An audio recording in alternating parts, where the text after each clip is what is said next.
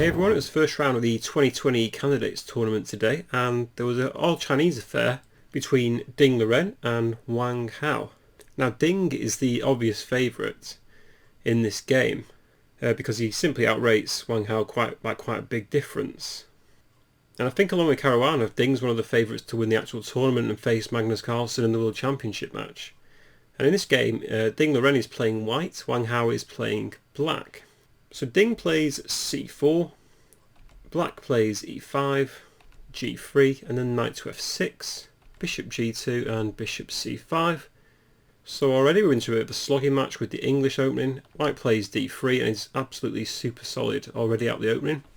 And basically White's got these nice centre pawns with the bishop breaking down on this side of the board. So this is a very nice setup for White to be in.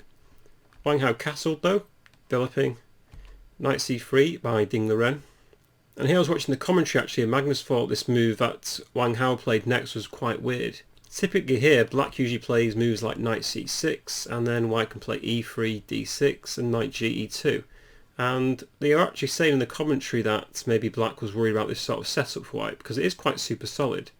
Let's have a look at a few games though, and usually black continues with bishop f5, white can castle, and there's queen d7, a3, a5, knight d5 takes, and maybe knight to e7 followed by knight c3. And this is quite equal for both sides. White's obviously got double pawns, but maybe they could use the c file to their advantage.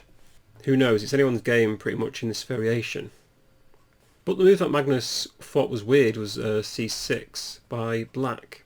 And I guess it does look quite odd because it sort of blocks your knight in, but maybe prepares moves like d5, but it also blunts this bishop on this diagonal, so it's got its merits and it's also got its cons as well. Ding played knight to f3, so hitting this pawn on e5. Wang Hao defended with d6, white castled, and then there was rook e8, followed by knight to a4 from white, hitting this bishop on c5. I looked at this quick variation. I was wondering maybe if black could go in for this e4 idea straight away, but I think white can just take it, and after takes there's knight takes c5, d takes c5, a trade of queens, and at the end of it white can play bishop f4. I'm running this through the engine, which is a bit of a cheat, but it's actually giving us about +1 for white here. I think it's because black's got double pawns, and white's going to have an easy game of it with putting their rook to an open file and contesting it against this rook. Again, white's got no problems here. We'll probably try and win one of these pawns as well on c5 in the late to middle game. So in the game, black played bishop b4 because the knight was attacking it. White played a3 to hit the bishop again. The bishop retreated to a5. White played b4, and then there was bishop to c7. So white's just got a really good space advantage. However, a good comment here actually by Magnus Carlsen was that this is actually like a reverse Ra Lopez for black. Typically in the Ra Lopez you want to hide your bishop on c2 with ideas of launching the pawns forward at a later date, and this is precisely what black's got here. But now Liren does really solidify. He plays e4, getting some space and contesting any ideas that black may have of playing d5.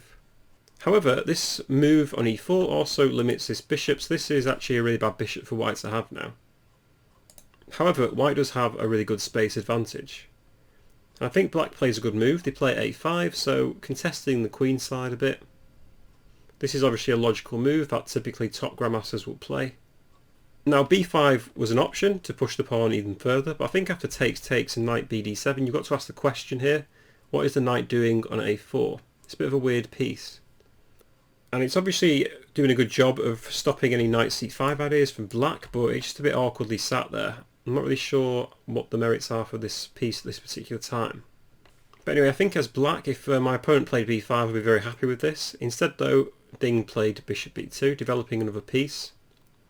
And now Wang Hao played knight a6, attacking b5 once again.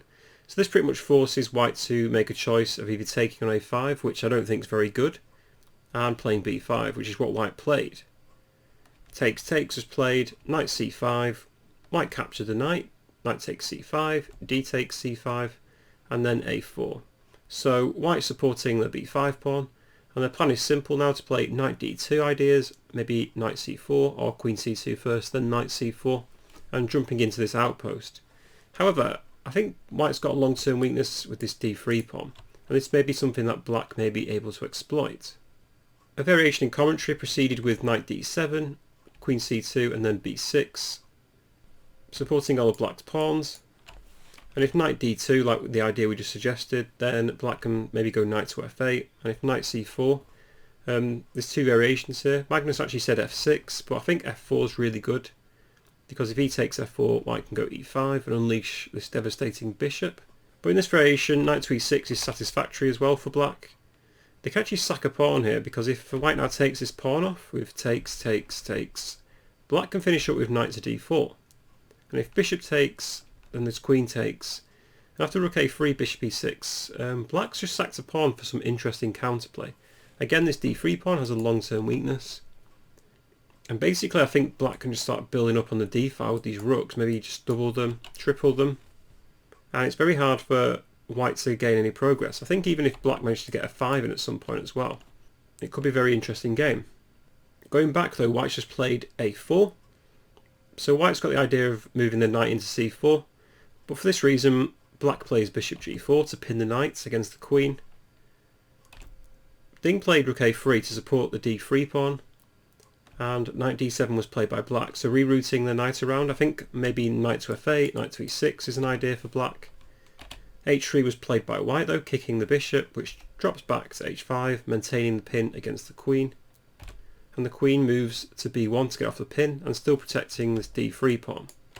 I like black's next move, just playing b6, so stopping white from playing b6 themselves, and now black is supporting their two pawns.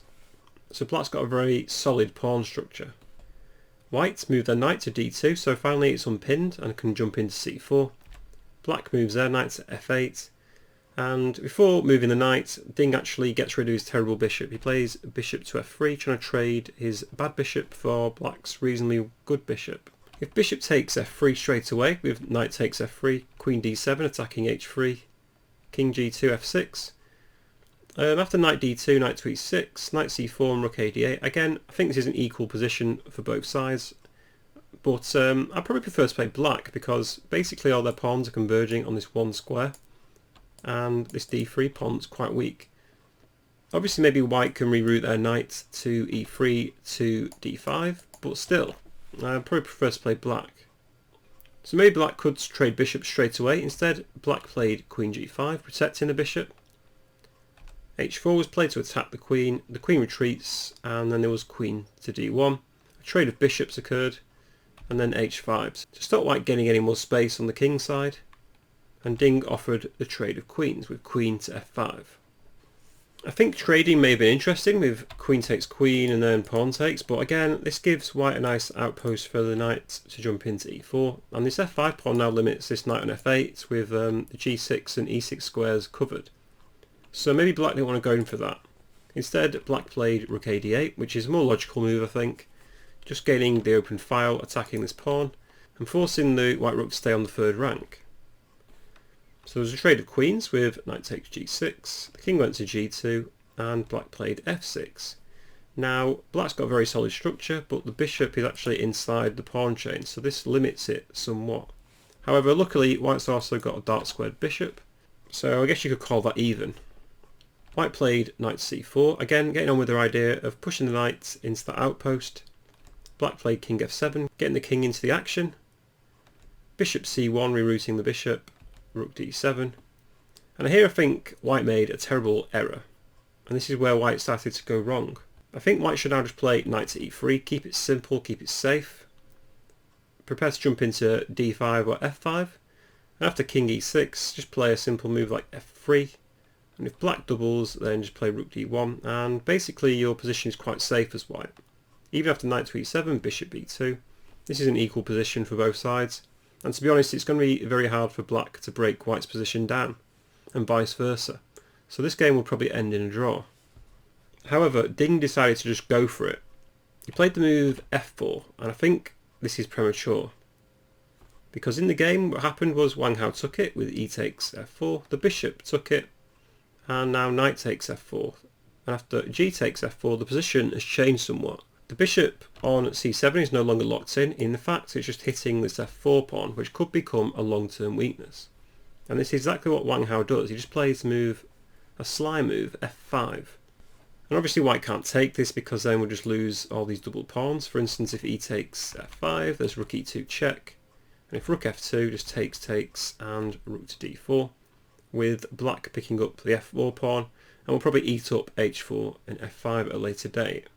After f5 then, Ding was forced to push his pawn up to e5, and Wang Hao just played rook to e6. And now just shoved a load of arrows on the board for no reason, but the idea is for the rook to go to g6, to g4, and black can also put the bishop onto d8 with a very strong position for black because the h4 pawn is just an absolute target here. I looked at a position where white could now play knight to e3, but still black just slowly grinds in with rook g6. If king h3, there's king to e6. And now I switched on Stockfish to see what they thought, and they were going to play rook c3 for white. But then black can play rook to d4, attacking a4, so white has to protect. And then black just slowly grinds in with bishop d8. If knight c2, just go backwards. White has to go backwards. Then just bishop e7. If rook b3, again rook d4, attacking the pawn. If rook a3 again to protect the pawn, black can play rook b4. And this is actually giving us +2, +3 for black here, with black slowly grinding in the position. I'm going to play moves like rook b2 next. So a very good game for black. So instead of knight to e3, Ding actually played king to f3. So getting off the g file anyway, but Wang Hao just played rook g6 anyway. Knight to e3 was played, attacking f5, but then just king e6 to protect. Rook d1 to protect d3, but black just plays bishop d8, and now he's hitting this h4 pawn. And I think white's already in quite a lost position already. Suddenly it's just hit white that they're losing. Rook a2 was played by Ding. I think bishop h4 is actually possible for black to play, because if rook h2, then black can play the amazing move rook g4, protecting the bishop on h4, and if white takes this off with takes, then h takes g4 with check, king e3, black has g5, protecting the bishop and attacking f4, and if takes, says bishop takes g5 with check, king e2, and then just rook d4. So black's the exchange down, but they're attacking a4, they're attacking e5, and they have two passed pawns on the f and g file. Pretty much unstoppable, and this is resignable for white. So back in the game though, after rook to a2, instead of taking on h4 by black, Wang Hao just played rook d4. Still a really good move. Knight c2 attacking the knight. The rook goes backwards. Knight to e3. The rook goes backwards again. Amazingly, I think white's got a draw here because he can play the amazing move d4. If rook takes d4, there's rook takes d4, c takes d4, knight c2 to attack the pawn. If the king protects it, then knight takes d4 can be played. And if king takes, there's rook d2 with check, so they're going to pick up the bishop after king c5. Rook takes d8. Let's say black goes rook g1. White's now got a passed e-pawn, but after rook d2 to prepare rook e2, then just rook f1 with check.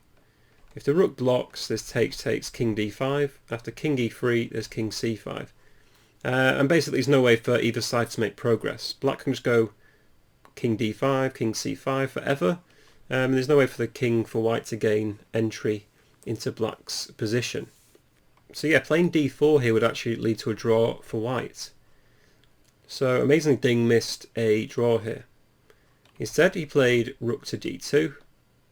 Wang Hao took on h4, played rook g2, and then Wang Hao did play this move rook to g4 finally. The point is if knight takes g4, then black can play h takes g4 with check. If king e2, play rook d4 and infiltrate the position, attacking this f4 pawn. And if rook h2, once again, bishop g3 is an option, or just g5. Probably bishop g3 is better. And after rook h8, just play rook takes f4, preparing rook f2 check, and even just king takes e5 will be good for black here as well. So instead of knight takes g4, Ding just played rook h2, but black was super solid, just played g6, they can wait, and after knight takes the rook, Wang Hao just played f takes g4 with check. Ding put their king to e3. Now the bishop is attacked by white, so black retreated their bishop back to e7. Ding played rook to c2, and after h4 by black, Ding actually resigned the game here. So you may think this is a bit premature, but it's pretty much game over for white already. I think the point is, even after rook c4, black can just play king f5, and there's no way to stop these pawns on the G and H file. They're just going to mow down the board, and there's no way for the rooks to stop them. If rook h1, there's g3, and if, let's say, e6 here, then just king takes e6, d4 takes, king f3, and king f5. Again, black's in a supreme position. They're exchanged down, but in a great position. These two pawns are just going to mow down the board, like I say. And if I just go back, even after king f3 here, black will just play rook takes d3 with check, and again it's unstoppable. So this was the final position, and I think black played an absolutely great game. I think it was drawish for quite a while throughout the game, but Ding just played that f4 move, which was slightly premature, and it just exposed white to black's devastating rooks along the G file. So this was a great game and a big upset already in the Candidates 2020 tournament. Thank you for watching my commentary. Please do check out my other videos if you want to watch more. And if you notice something that I missed, please do say in the comments and I'll usually respond to them. Anyway, thank you for watching and I'll see you next time.